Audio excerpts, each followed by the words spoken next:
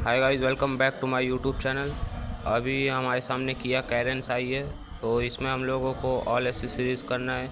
तो सबसे पहले देख लीजिए, इसका सीट हम लोग अभी खोल रहे हैं एंड इसमें सीट कवर लेमिनेशन सब लगने वाला है। तो इसका बोल्ट आप नट देख सकते हैं कितना हैवी नट है और ज़्यादा टाइम नहीं लगेगा इसको खोलने में। तो फटाफट से हम लोग काम स्टार्ट करते हैं। और वीडियो को लाइक नहीं किया तो लाइक कर दीजिए, चैनल पर नए तो सब्सक्राइब कर दीजिए।